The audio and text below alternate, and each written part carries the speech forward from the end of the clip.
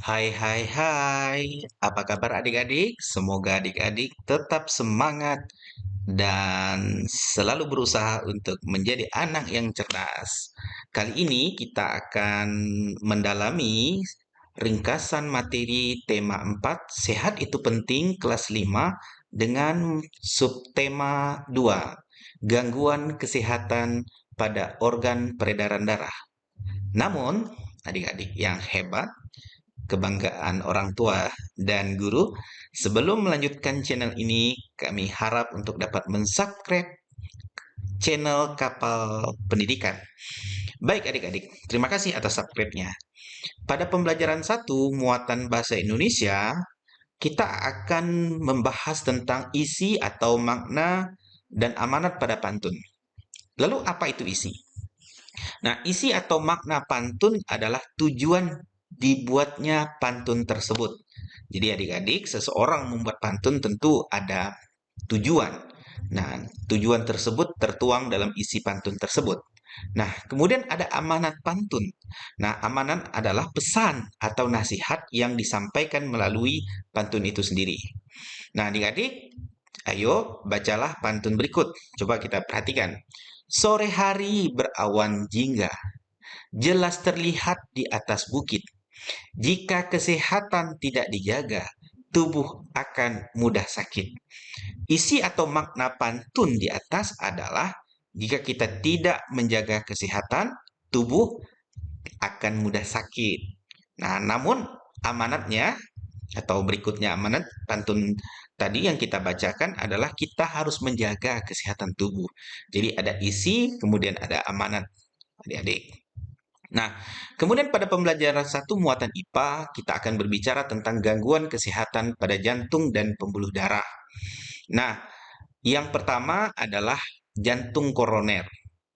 Jantung koroner itu adalah pembuluh darah pada jantung yang tersumbat. Nah, kemudian pembuluh darah yang tersumbat menyebabkan darah tidak dapat mengalir ke jantung. Kemudian ada satu lagi penyakit yang disebut varises. Nah, seperti pada gambar tadi yang adik-adik lihat. Nah, pada pembelajaran 2 kita masih berbicara tentang bahasa Indonesia, perbedaan pantun dan syair. Adik-adik, bicara pantun kita sudah banyak membahasnya. Kemudian ternyata ada perbedaan pantun dan syair. Nah, pantun terdiri dari 4 baris. Syair terdiri dari 4 baris, berarti sama-sama. Kemudian pantun bersajak AB. Nah, syair bersajak AA. Meskipun kita dapati juga pantun itu pun juga bisa bersajak AA. Tapi kecenderungannya adalah AB agar nadanya terdengar indah. Kemudian pantun tiap baris terdiri 8 sampai 12 suku kata. Tiap baris syair terdiri dari 8, 12 suku kata. Sama. Nah, kemudian isi terdapat pada baris ketiga dan keempat. Nah, syair adalah semua baris merupakan isi. Jadi perbedaan dari syair adalah dia lebih kepada rima, kemudian yang kedua adalah isi. Jadi kalau pantun ada sampiran, kalau puisi atau syair itu tidak ada sampiran. Nah, kemudian adik-adik perhatikan contoh berikut. Nah, coba adik-adik bisakah menyebutkan perbedaan pantun dengan syair? Coba adik pikir, ini pantun bunyinya. Tinggi kokoh berdiri gagah, tumbuh besar si pohon jati. Lebih baik kita mencegah daripada kita mengobati. Nah, syair, janganlah, jagalah kesehatanmu, jagalah makananmu, agar selamat hidupmu hingga di hari tuamu. Adik-adik bisa melihatnya, di sini sudah jelas ketika pantun yang masuk dalam isi adalah baris kedua dan baris ketiga dan keempat. Lebih baik kita mencegah daripada kita mengobati. Sementara baris pertama dan kedua itu hanya bersifat sebagai sampiran. Sementara syair semuanya merupakan isi. Kalau kita melihat pola rimanya, gagah diakhiri ah, maka dia adalah rimanya A. Si pohon jati, T di situ berarti B. Mencegah itu A karena sama dengan gagah. Kemudian mengobati sama dengan jati berarti B. Sementara syair Semuanya kesehatanmu, makananmu, hidupmu, tuanmu. Itu adalah pola rimanya adalah AA, AA, AA. Nah, kemudian adik-adik, pada pembelajaran 2 muatan IPA, gangguan kesehatan pada darah. Gangguan kesehatan pada darah dapat disebabkan oleh faktor keturunan loh, Dek, adik-adik, dan non-keturunan. Nah, jenis penyakit yang keturunan itu contohnya adalah homofilia. Hemofilia. Homofilia. Hemofilia. Nah, hemofilia ini kelainan pada seseorang dengan ciri aliran darah sulit terhenti ketika luka. Kemudian talasemia. Talasemia, kelainan pada seseorang dengan ciri sel darah merah terbentuk bulan sabit. Nah, kemudian kalau non keturunan itu adalah anemia, kelainan karena kekurangan sel darah merah, leukemia, kelainan karena kelebihan sel darah putih, kemudian demam berdarah. Ini adalah eh, gangguan kesehatan pada darah yang ya, oleh faktor keturunan. Yang keturunan adalah hemofilia. Nah, kemudian non keturunan adalah anemia, leukemia, leukemia, dan demam berdarah. Nah, adik-adik, demam berdarah ini disebabkan oleh virus dengue. Virus ini berasal dari nyamuk Aedes aegypti. Nah, pada pembelajaran 2 muatan SPDP, kita akan membahas tentang properti tata rias dan busana dalam tari kreasi daerah. Properti kuda lumping pada tari kuda lumping beserta tata rias dan busananya. Ini merupakan jika kita melihat di sini ada properti apa yang digunakan untuk mewakili sebuah tarian. Di sini ada menggunakan pedang, kemudian ada kuda yang terbuat dari anyaman, itu adalah propertinya. Nah, kemudian adik-adik, properti tari kipas pada tari legong beserta tata rias dan busananya, ya dilihat. Kemudian di sini properti topeng dan bulu merak pada tari reog beserta tata rias dan busananya. Nah, kemudian pada pembelajaran 3 kita akan membahas isi makna dan amanat pantun berdasarkan usia. Pantun anak-anak, coba kita baca. Pergi ke warung membeli koran, sekalian membeli benang. Ayo bermain kejar-kejaran, badan sehat, hati senang. Ini adalah pantun anak-anak. Isi makna pantun tersebut adalah bermain kejar-kejaran membuat badan sehat dan hati senang. Amanat pantun itu anak-anak sebaiknya bermain agar hati senang. Kemudian ada pantun orang muda. Mengangkat batu setinggi bahu, batu diangkat berat rasanya. Jikalah boleh aku tahu, baju biru siapa namanya. Isi makna pantun ini adalah keinginan seseorang untuk berkenalan. Kemudian amanat pantun ini adalah saat berkenalan sebaiknya dilakukan dengan santun. Ini adalah bicara makna dan isi. Kemudian pada pembelajaran 3 muatan IPS kita bicara tentang interaksi sosial dalam pembangunan sosial budaya.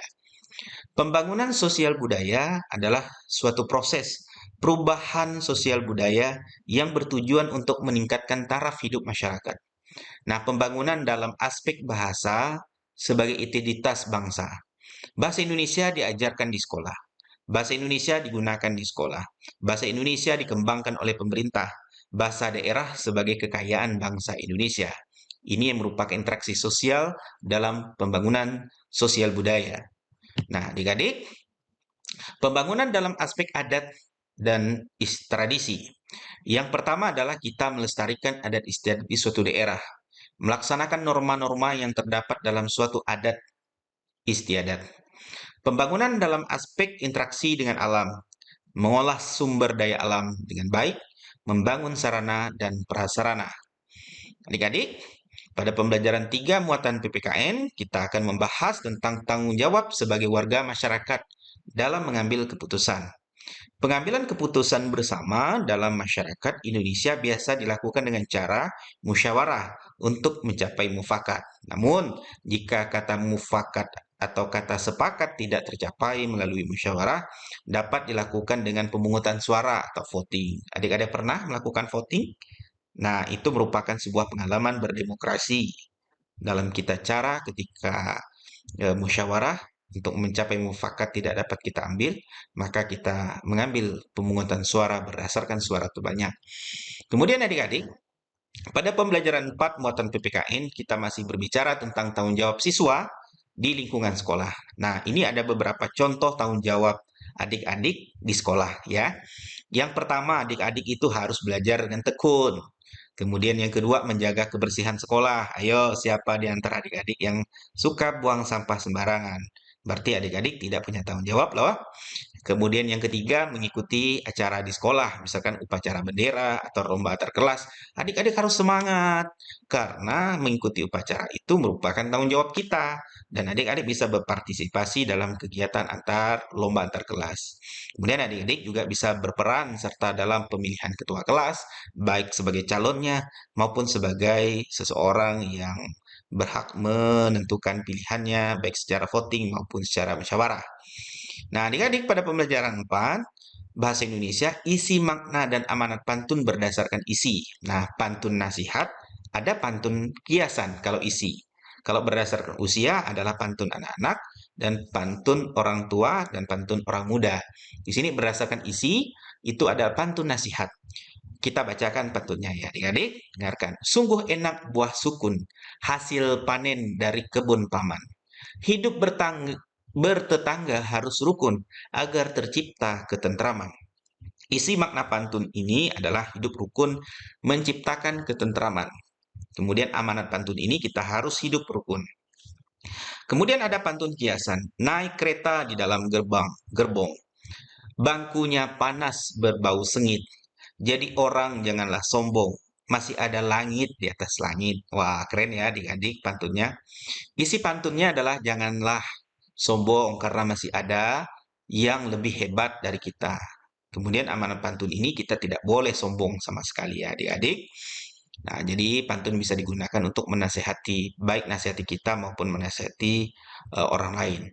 Interaksi dalam bidang pendidikan. Ini pembelajaran 4 muatan IPS. Ada 4 macam interaksi dalam bidang pendidikan. Antara lain, interaksi siswa dengan siswa. Jadi adik-adik itu berinteraksi atau berkomunikasi sesama adik-adik itu namanya interaksi siswa dengan siswa.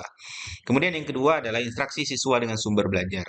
Adik-adik sumber belajar banyak, baik itu dari buku, kemudian dari internet, atau dari video-video pembelajaran. Ini adalah interaksi dengan sumber belajar. Kemudian interaksi yang ketiga adalah interaksi siswa dengan guru. Adik-adik bisa berkomunikasi dengan guru. Kemudian yang keempat ada interaksi siswa dengan lingkungan. Nah, lingkungan juga berperan penting dalam kehidupan di sebuah sekolah. Oleh sebab itu, adik-adik harus menjaga kelestarian lingkungan dalam rangka menjaga dunia yang lebih luas. Nah, adik-adik, pada pembelajaran 5, kita akan bicara tentang faktor-faktor yang mempengaruhi kesehatan sistem peredaran darah. Jadi yang pertama adalah gaya hidup adik-adik. Kalau darahnya ingin sehat dalam peredaran darah. Kemudian jenis makanan yang dimakan. Apakah adik makan ini karena setiap makanan itu ada kecenderungan-kecenderungan tertentu. Maka ada hal-hal makanan yang kita tidak boleh berlebihan. Kemudian yang tidak bisa kita hindari terkadang adalah faktor keturunan. Nah, adik-adik, pada pembelajaran 5, jenis-jenis pola lantai dalam tari. Wah, ini kita bicara lagi ya tentang tari. Terkadang ada siswa bingung, apa sih Pak pola lantai itu? Jadi pola lantai adalah garis yang dilalui oleh para penari saat memperagakan gerakan tari. Ada dua macam pola lantai yang utama, yaitu pola lantai lurus atau melengkung. Nah, di sini ada beberapa contohnya, pola lantai lurus ke samping, kemudian pola lantai lurus ke depan. Adik-adik bisa melihat ada tari seorang penari itu ke samping, ke depan, kemudian pola lantai diagonal, kemudian ada pola lantai zigzag. Nah, kemudian yang melengkung ini sering dilakukan oleh penari juga, yaitu pola lantai lingkaran, pola lantai lengkung ke belakang, kemudian pola lantai lengkung ke depan. Ini adalah gambaran dari tapak-tapak kaki si penari. Inilah yang disebut dengan pola lantai. Artinya garis yang dilalui oleh para penari saat memperagakan gerakan tari. Kemudian perhatikan gambar berikut adik-adik. Di sini properti apa yang digunakan dalam tarian tersebut? Adik-adik bisa lihat. Sebutkan pola lantai yang digunakan pada setiap gambar. Nih, tinggal adik-adik berpikir, apa gambar satu apa? Oke, betul. Gambar dua apa? Tinggal adik-adik ya. Coba adik-adik berpikir. Kemudian dengan setelah kita bahas yang gambar tiga nih, kira-kira pola lantainya apa? Ini adik-adik bisa melihat ya. Jadi, kemudian kita lanjut kepada pembelajaran 5 muatan bahasa Indonesia membuat dan membaca pantun. Wah, kira-kira adik-adik ini bisa tidak ya dikasih tantangan membuatan pantun? Bapak yakin pasti bisa dan keren-keren pantunnya. Berikut langkah-langkah dalam membuat pantun. Nah, tentu yang pertama tentukan tema pantun yang akan dibuat. Kira-kira adik ini mau tema apa? Apakah tentang pendidikan, apakah tentang nasihat, atau tentang lingkungan masyarakat? Nah, kemudian yang kedua tentukan jenis pantun yang akan dibuat. Tadi jenisnya apakah berdasarkan usia atau berdasarkan isi. Kemudian buatlah bagian isi pantun terlebih dahulu. Nah, adik-adik kan tadi sudah membahas ada pantun itu ada sampiran kemudian ada isi. Kita buat dulu isinya baru kita buat sampiran. Itu adalah strategi yang mudah untuk membuat pantun ya adik-adik. Ini adalah 4 langkah sukses. Kemudian pada pembelajaran 6 kita pola lantai dalam tari kreasi daerah. Pola lantai dalam tari kreasi daerah memiliki makna. Garis lurus memberikan kesan lembut. Garis mendatar memberikan kesan istirahat. Garis melingkar atau melengkung memberi kesan manis. Diagonal memberikan kesan kuat. Nah, tari saman memiliki pola lantai garis lurus dan mendatar. Nah, kira-kira apa adik-adik pesannya? Itu kalau garis lurus berarti memberikan kesan lembut, kemudian mendatar memberikan kesan dia lebih santai atau istirahat ya adik-adik. Ini adalah pola lantai. Kemudian pada pembelajaran 6 muatan PPKN, tanggung jawab dalam melaksanakan tugas. Adik-adik, piket kelas merupakan salah satu tanggung jawab kelompok. Adik-adik bisa melakukan melakukan tugas kelompok, melakukan piket kelas kan dibagi kelompok-kelompoknya hari Senin siapa. Kemudian setiap anggota kelompok melakukan tugas masing-masing.